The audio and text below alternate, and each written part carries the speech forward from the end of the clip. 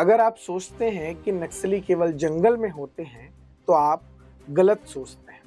वास्तव में जंगल में नक्सली गोली चलाते हैं, लेकिन शहर में बैठे नक्सली नैरेटिव बनाते हैं। एक और जंगल में नक्सली आम ग्रामीणों को मारते हैं और शहर में बैठे अर्बन नक्सली उसी ग्रामीण की मौत को स्टेट वायलेंस कहकर बेच देते हैं। और इन सब के बाद जो सबसे डरावनी बात है वो ये है कि ये सब किसी अफवाह के दम पे नहीं चलता। ये चलता है एक किताब, एक दस्तावेज के दम पर। माओवादियों की खुद की लिखी हुई किताब जिसका नाम है अर्बन पर्सपेक्टिव। आज मैं आपको वही किताब खोल कर दिखाऊंगा और उसी किताब पर आज से हम द नैरेटिव में एक सीरीज शुरू कर रहे हैं जिसका नाम है अर्बन नक्सल फाइल्स। इस सीरीज में हम माओवादियों की इस किताब अर्बन पर्सपेक्टिव को समझेंगे और दिखाएंगे कि कैसे आंदोलन की आड़ में देश के खिलाफ शहरों में जाल बिछाया जाता है। तो चलिए शुरू करते हैं पहला एपिसोड। मैं हूं शुभम उपाध्याय और आप देख रहे हैं द नैरेटिव। अर्बन पर्सपेक्टिव कोई सामान्य दस्तावेज नहीं है, यह कोई विचार विमर्श नहीं है, यह कोई सामाजिक अध्ययन भी नहीं है। ये एक वॉर मैनुअल है, एक अर्बन वॉरफेयर का ब्लूप्रिंट है, एक ऐसी किताब जो सिखाती है कि शहरों में कैसे घुसना है, जनता के जो इस मंच है, स्टेजेस हैं, उस पर कैसे कब्जा करना है, संस्थाओं इंस्टीट्यूशंस को भीतर से कैसे खोखला करना है और सबसे बड़ी बात, जंगल में होने वाली हिंसा को शहर में नैरेटिव बनाकर कैसे परोसना है। और अब मैं आपको उनकी किताब से वही शब्द दिखाता हूं जिसे देखकर आपको भी समझ आएगा कि ये कैसी रणनीति बनाते हैं। अर्बन पर्सपेक्टिव में लिखा है, party organisation should be secret, mass organisation should be open. इसका अनुवाद है कि पार्टी संगठन गुप्त होना चाहिए और जनता का संगठन खुला अर्थात ओपन रहना चाहिए। लेकिन इसका मतलब क्या है वो समझना जरूरी है। इसका मतलब है माओवाद का असली चेहरा आपको कभी दिखेगा ही नहीं। सामने आपको दिखेगा छात्र संगठन, महिला संगठन, मजदूर यूनियन, मानवाधिकार मंच, सांस्कृतिक समूह, लोकतंत्र बचाओ गेंद। और आप सोचेंगे वाह ये तो जनता की आवाज है, लेकिन अंदर से माओवादियों का सीक्रेट कोर तय करेगा कि किस मुद्दे पर आग लगानी है, किस मुद्दे पर भीड़ को भड़काना है और किस मुद्दे पर देश की संस्थाओं को गाली दिलवानी है। यही तो अर्बन नक्सलिज्म का पैटर्न है। अर्बन पर्सपेक्टिव डॉक्यूमेंट में माओवादी मानते हैं कि शहरों में उनका असली खेल लंबे समय का है। मतलब वे आज नहीं कल जीतना चाहते हैं। वे आज बीज बोते हैं, कल फसल काटते हैं। एक और जंगल में वे आम आदमियों को मारते हैं, दूसरी ओर शहर में वो चरित्र को मारते हैं।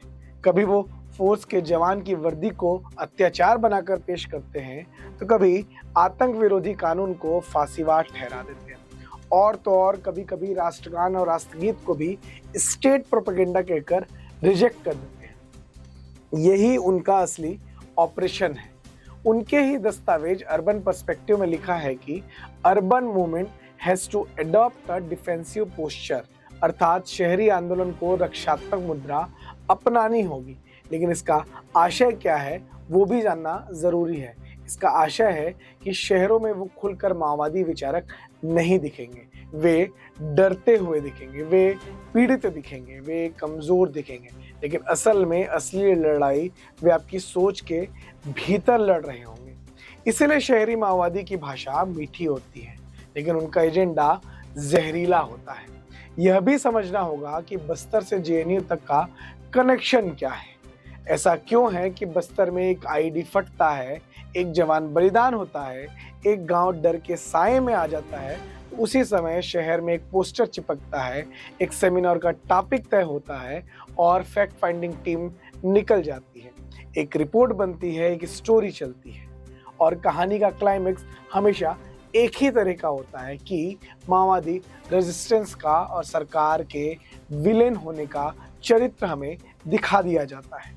यही अर्बन पर्सपेक्टिव की असली ताकत है।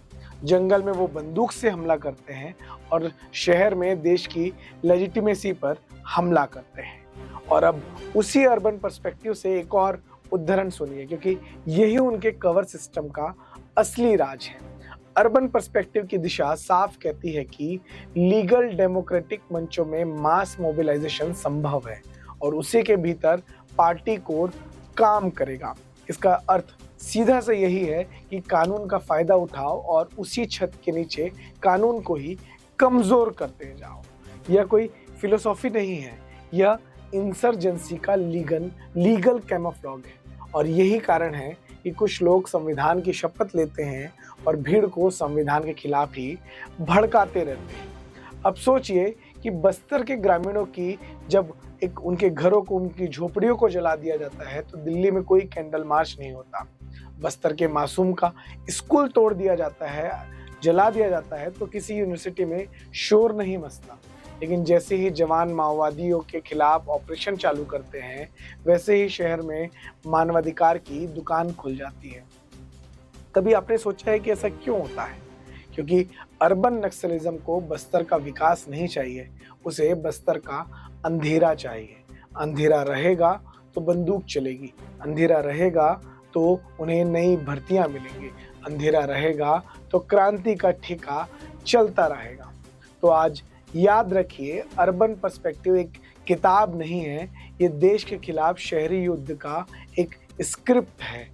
और अब सवाल ये नहीं कि अर्बन नक्सल है या नहीं, अब सवाल ये है कि हम कब तक उसे मंच देते रहेंगे, हम कब तक उसे मासूम समझते रहेंगे, और हम कब तक बस्तर के ग्रामीणों के खून को सेमिनार की कुर्सियों पर रौंदते देखते रहेंगे।